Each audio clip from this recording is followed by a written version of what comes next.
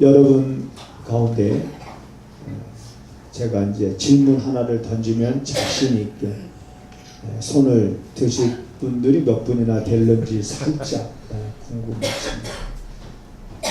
주저하지 마시고 그 다음에 눈치 보지 마시고 바로 반응을 보여야 됩니다. 나는 아무리 생각해봐도 복 있는 사람이 맞다. 네. 네. 감사합니다. 굉장히 손 내려도 돼. 우리가 살아갈 때 자기가 자기 자신에 대해서 나는 복 있는 사람이 맞아. 나는 복 있는 사람이야. 라고 생각을 하고 살아간다는 것은 굉장히 중요합니다. 어떻게 보면 그건 내 신앙생활에 또한 자존감일 수도 있습니다. 내가 나를 어떻게 생각하느냐? 나 복 있는 사람이지. 자, 그렇다면 내가 복 있는 사람이라고 하는 그런 생각을 갖고 내가 사람들 앞에 나는 복 있는 사람입니다 라고 말할 때 어떤 근거로 내가 복 있는 사람이라는 것을 여러분 사람들에게 말하겠습니다. 어떤 근거로 당신이 복 있는 사람이라고 당신은 말하는가? 그 근거가 우리 또한 분명해야 됩니다. 왜냐하면 사람들마다 보는 게 다르고 생각하는 게 다릅니다. 어떤 사람들은 참 저 사람 복 있는 사람이야 라고 하는데 내가 볼 때는 전혀 복 있는 사람이 아니거든요. 아니야, 내가 볼 땐 너무 저 사람은 세상적이야. 많은 사람들은 많은 것을 소유하고 그걸 누리는 것처럼 보이는 사람들이 때로는 정말 복 있는 사람이네 라고 말할 수 있을지 모르지만 제가 볼 때는 아닐 수도 있다라고 합니다. 자, 그렇다면 다시 한번 제가 질문을 하겠습니다. 내 옆에 앉아있는 사람을 보면 나는 그 사람이 정말 복 있는 사람인 것처럼 보여 하는 사람은 손 한번 들어보세요. 안 들었다가 옆에 사람한테 또 한 대 맞을 수 있죠. 정말 나는 여러분들이 복 있는 사람이라고 하는 그런 확신을 갖고 나는 여러분들이 살아갈 수 있게 되기를 주님의 이름으로 부탁을 드립니다. 우리가 시편 말씀을 보면 시편은 이 출발, 시편의 시작은 복 있는 사람이 어떤 사람인지에 대해서 말하면서 이 시편이 시작이 됩니다. 그래서 우리가 시편 1편 1절에 보면 복 있는 사람은 자, 시편에 복 있는 사람은 뭐라고 그러죠? 생각이 안 나요, 그 말씀이. 복 있는 사람은 자, 악인의 꾀를 쫓지 아니한다. 악인의 꾀를 쫓지 않는 자가 복 있는 사람입니다. 그리고 이어지는 말씀이 뭐냐면 죄인의 길에 서지 않는 자가 복 있는 사람. 그리고 오만한 자의 자리를 탐하지 아니하고 그 오만한 자의 자리에 앉지 않는 자가 복 있는 사람이다. 그리고 오직 여호와의 율법을 즐거워하며 그 율법을 주야로 묵상하는 자가 복이 있다. 아멘. 바로 여러분을 두고 하는 말인 것 같죠. 제가 봐도 여러분들 가운데 죄인의 길에 쓴 사람이 없고 악인의 꾀에 빠진 사람이 없고 오만한 자의 자리를 탐하는 사람이 없고 요즘 우리 주찬양교회 성도들처럼 하나님의 말씀을 암송하며 묵상하기를 힘쓰는 사람들이 바로 복 있는 사람. 여러분들을 두고 하는 말인 것 같다라고 하는 생각은 같습니다만 꼭 그렇게 되기를 부탁을 드립니다. 아멘. 오직 여호와의 말씀을 즐거워하며 여호와의 율법을 즐거워하며 그 율법을 주야로 묵상하는 자가 복이 있다. 자, 이게 성경에서 말씀하고 있는 겁니다. 그렇다면 여러분이 성경이 이렇게 말씀하고 있는 이 말씀이 사실이고 그것이 진실이고 그것이 맞다라고 하는 것을 우리들의 삶을 통해서 이제는 여러분들이 증명해 보일 수 있는 그런 삶을 우리가 살아가야 되지 않을까 이렇게 생각을 합니다. 그래서 이제는 우리가 우리의 믿음이 이러한 것을 증명해 보임으로 많은 사람들을 우리가 복 있는 자리로 많은 사람들을 복 있는 삶의 길로 우리가 오라고 이것이 복 있는 삶입니다 라고 우리가 많은 사람들을 오라고 그 자리로 초대할 수 있고 그리고 그들로 하여금 함께 더불어 복 있는 삶을 살아가게 할 수 있는 안내자의 역할을 가이드의 역할을 여러분 우리가 하는 것까지 나아갈 수 있어야 될 줄로 믿습니다. 그리고 무엇보다도 주의 말씀을 여러분 묵상하는 좋은 습관을 여러분들이 갖게 되기를 주님의 이름으로 축복을 드립니다. 아멘. 자, 이 시편 우리가 119편을 암송하면서 조금 지루한 듯한 여러분 느낌도 가지고 아직도 119편, 100몇 절. 근데 지나놓고 생각해보면 기억나는 건 별로 없을지라도 그래도 여러분 들으면 기억나고 들으면 그때 내가 암송했던 말씀 깨달아지고 또 어느 순간에 우리들은 그런 말씀들이 어떤 의미인지를 또 알게 되는 경험도 갖게 될 것입니다. 그러므로 묵상하는 것은 이건 우리가 내 삶의 습관이 되어야 됩니다. 좋은 습관, 나쁜 습관과 좋은 습관의 차이는 이거는 설명할 필요가 없습니다.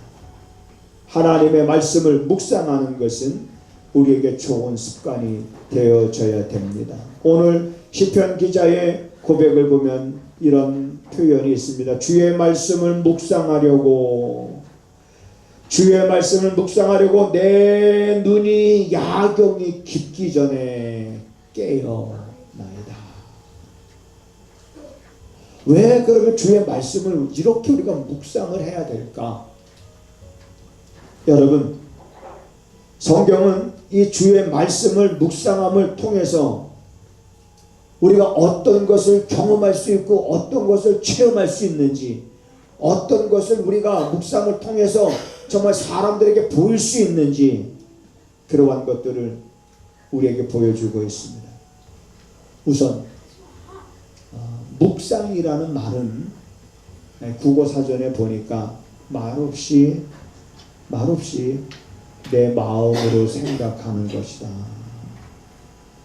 우리가 하나님의 말씀에 대해서 깊이 묻고 내가 암송하고 있는 그 말씀 한 구절이라 할지라도 그 한 구절을 깊이 묵상하다 보면 그 깊이에 따라서 여러분 때로는 우리가 서로 깨닫는 것이 다를 수 있습니다. 그리고 그 말씀을 묵상하다 보면 그 속에서 세미하게 말씀하시는 하나님의 음성을 우리가 들을 수도 있고 하나님의 말씀을 묵상하는 가운데 비로소 닫혔던 뭔가 어떤 문이 열려지면서 하나님의 의도를 보게 되어지는가 하면 여러분 또한 묵상을 통해서 어떤 경험을 갖게 되냐면 여러분 퍼즐을 잘 알지 않습니까? 이 퍼즐 조각 도대체 이게 무슨 그림인지 알 수가 없는데 나중에 이 퍼즐 조각 한 조각 한 조각에 다 맞춰지고 나서야 이게 이런 거였구나 이런 그림이었구나 라는 걸 알게 되듯이 우리들이 신앙생활하면서 부분적으로 알던 것들이 어느 순간 하나님의 말씀을 묵상하는 가운데 부분적으로 알고 있었던 것들이 어느 순간 하나로 조합이 돼서 그림이 이런 거였구나 라고 하는 것을 깨달으면서 신앙에 이제는 탄력을 받게 되고 신앙에 힘을 얻게 되고 그때 삶의 놀라운 변화를 우리가 나타내는 삶을 살아갈 수 있게 됩니다. 그리고 또한 여러분 주보에 기록해 놨습니다마는 우리가 말씀을 묵상하면서 그런 깊은 묵상을 통해서 우리들은 내가 묵상하는 그 말씀으로 인하여 내 온 몸의 기운을 힘을 공급받게 되기도 합니다. 보지 못했던 하나님의 의도를 보고 새 힘으로 충전되기도 합니다. 세상에 살면서 깨닫지 못하고 보지 못하고 구별하지 못했던 악인의 꾀를 분별하는 지혜를 우리는 말씀을 묵상하면서 가지게 됩니다. 혹이라도 잘못된 길에 서 있게 될 경우에 우리는 거기서 주저하기를 돌아서기를 주저하는 사람이 아니라 우리는 돌아서는 것을 주저하지 아니하고 돌아서는 능력을 우리는 묵상을 통해서 갖게 됩니다. 오만한 자의 자리를 탐하지도 않을 뿐만 아니라 앉지도 않습니다. 그래서 하나님의 말씀을 묵상함으로 우리는 그 말씀이 내 안에서 흥왕하도록 해야 하며 내 안에서 흥왕한 그 말씀이 세력을 얻어야 됩니다. 사도행전에서 기록하고 있는 것처럼 하나님의 말씀이 흥왕하여 세력을 얻으느니라. 어디에? 예루살렘 성 안에. 물론 예루살렘 성 안에도 그랬지만 성령 충만함을 받은 사람들, 성령을 경험한 사람들, 초대교회 때의 성령의 임하니 이제는 그들의 삶이 이렇게 변한 거예요. 하나님의 말씀이 그 안에서 비로소 흥왕하게 되었고 그 말씀이 그 안에서 세력을 얻으니 우리 안에 세력을 얻은 말씀이 내 생각과 내 의지와 내 감정을 그 말씀이 지배하기를 시작하게 된 거예요. 그러므로 여러분 이 묵상은 우리들의 삶에 있어서 우리가 성공적인 하나님 보실 때의 성공적인 그리스도인으로서의 바람직한 그러한 길로 가는데 선택이 아니라 여러분 필수가 된다라고 하는 것을 믿으시기를 바랍니다. 아멘.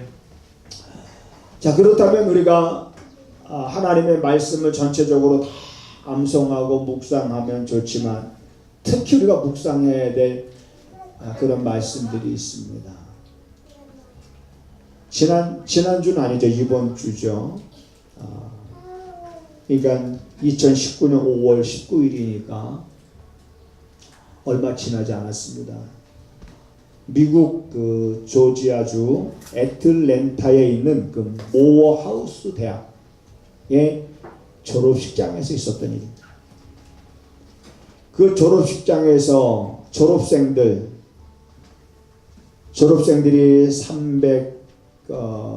396명 졸업생인데 그 졸업생들의 졸업을 축하하고 그 다음에 그들의 졸업한 그들이 앞으로 어떤 삶을 이제 그들이 살아갈 것을 축사하기 위해서 그 로버트 스미스라고 하는 사람이 이제 축사를 하는데 깜짝 발언을 했습니다. 어떤 발언을 했냐면 396명의 이 졸업생들의 모든 학교 다니면서 받았던 그 학자금 대출을 자기가 다 갚아주겠습니다. 자, 누군가가 축사를 하는데 자, 축사를 이제 졸업생들이 듣는 등 많은 등 하고 있다가 야, 이거 내가 지금 무슨 소리를 들은 거지? 자, 부모님들도 야, 이거 내가 지금 무슨 소리를 들은 거지? 그러면서 무슨 소리를 들은 건지를 확인하면서 그 졸업장에 학생들과 학부모들의 환호성이 끝이지 않았습니다. 우리나라 돈으로 따져보니까 얼마냐면 478억. 그러니까 그 신문에 이렇게 타이틀이 났습니다. 꿈이냐 생시냐.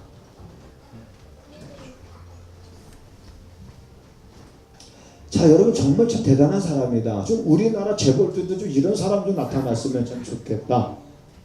돈 쌓아놓고 살지 말고 좀 이렇게 멋진 사람. 그런데 저도 이것을 보면서 야, 참 멋진 사람이다 라고 이제 이렇게 똑같은 생각을 저도 가졌습니다.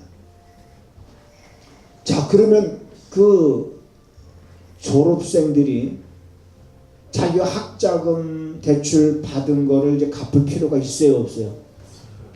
네? 갚을 필요가 없죠. 이제 누가 대신 지불해 줬습니까? 이 사람이 대신 냈다라고 하는. 네. 그러니까 그 중에서 누구도 그래도 아니야, 내가 갚아야 돼, 그러면서 그 갚으려고 하는 사람이 있겠습니까? 없죠. 꿈 같은 일이지요. 거기에 그런 얘기를 듣고 이제 몇몇 부모님들의 인터뷰가 있었는데, 아들은 졸업은 하지만 저 아들이 받았던 학자금 대출을 갚으려면은 부모가 자기가 10년을 더 일해야 갚을 수 있는 대출금인데 10년을 더 일하지 않게 됐으니 얼마나 이것이 그 부모 입장에서 나이도 있고 한데. 그런데 여러분, 학자금 정도가 아니라 예수님께서는 우리들의 죗값을 다 내가 지불해 주겠다 해서 다 지불해 주셨는데도 놀라지 않고, 내가 너희들의 죗값을 다 갚아주겠다 해서 다 갚아주셨는데 환호하지도 않고, 그분과 상관없이 관심 없어. 그런 소리에 관심도 갖지 않아. 관심을 갖지 않아도 될 것에 더 많은 관심을 가지면서 오늘날 많은 사람들이 살아가고 있는 모습을 보면서 한 번쯤 우리가 다시 한번 생각해보자. 그러면서 하나님의 사랑과 예수 그리스도의 대속의 은혜와 성령의 그러한 도우심으로 인해서 내가 경험했던 것들을 다시 한번 내 마음에서 되새김질하면서 그 말씀들을 붙잡고 우리가 한번 묵상을 해보자. 우리가 받은 은혜가 얼마인데, 내가 받은 은혜가 얼마나 크고 놀라운 것인데, 내가 세상에 살면서 이런 작은 것 때문에 내가 불평하고, 이런 작은 것 때문에 내 양심을 거슬리고, 이런 작은 것 때문에 내가 거짓말을 일삼으면서 산다라고 하는 것은, 이것은 하나님이 내게 베푸신 은혜에 대해서 우리가 그 은혜를 헛되게 하는 삶을 살아가는 거다.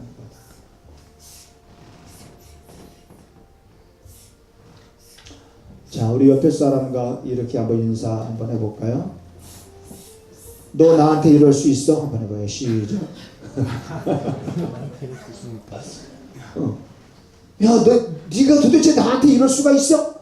이건 주로 누가 잘 쓰는 말입니까? 부모가 자식한테.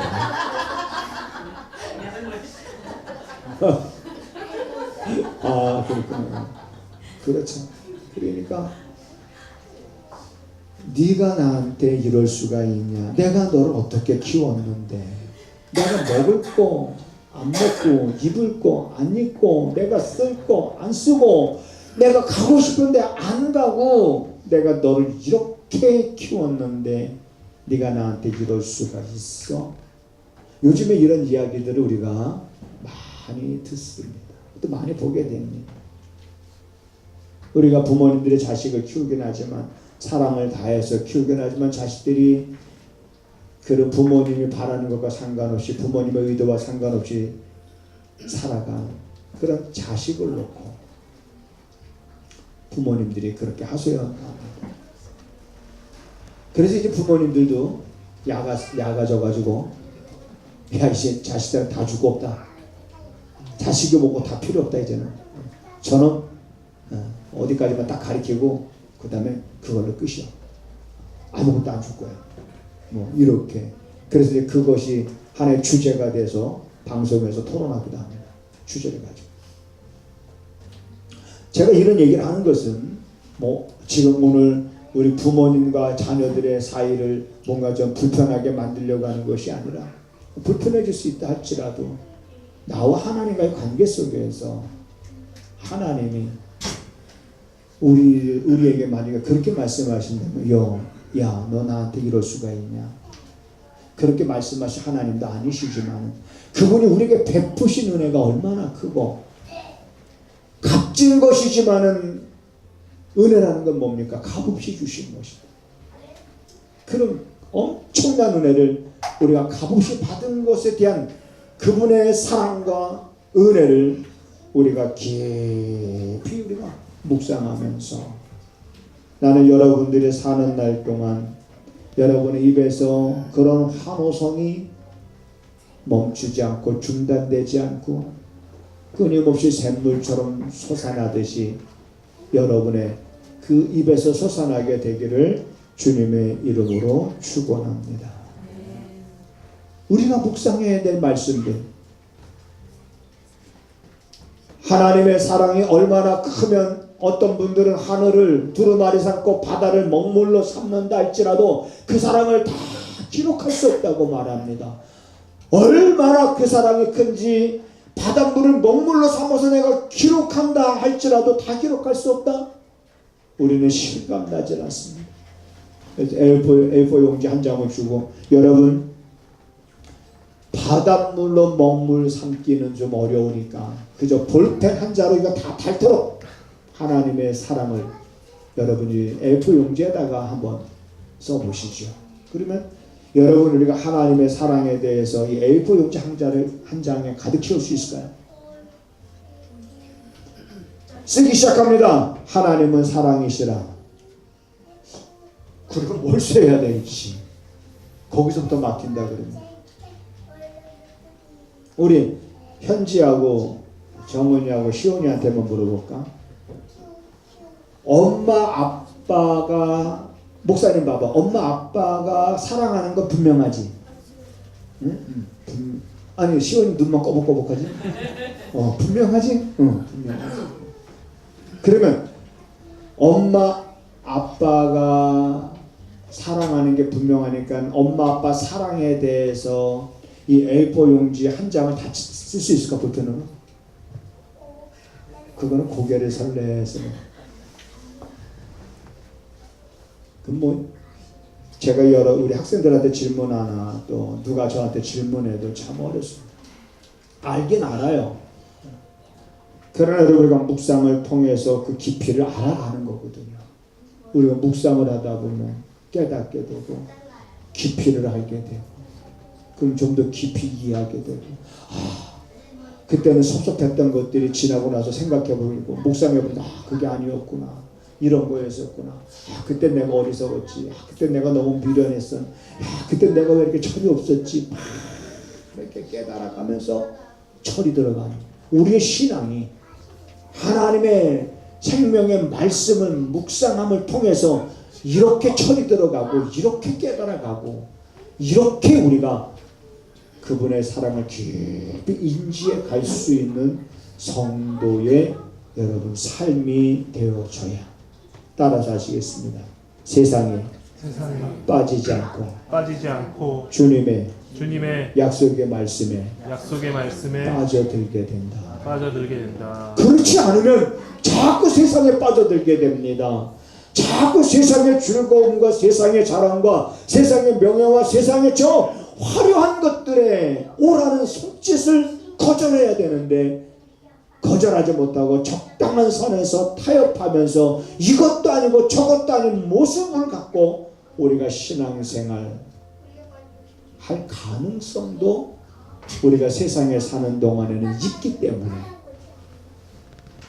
우리는 좀 더 하나님의 말씀을 묵상하는 일을 소홀히 하지 마시고 말씀을 통해서 여러분들의 모습이 정말 세상에 빠지지 않고 하나님의 약속의 말씀에 더 깊이 빠져 들어가는 그런 모습으로서 여러분들이 이 땅에 살아가면서 부족함 없음을 고백하고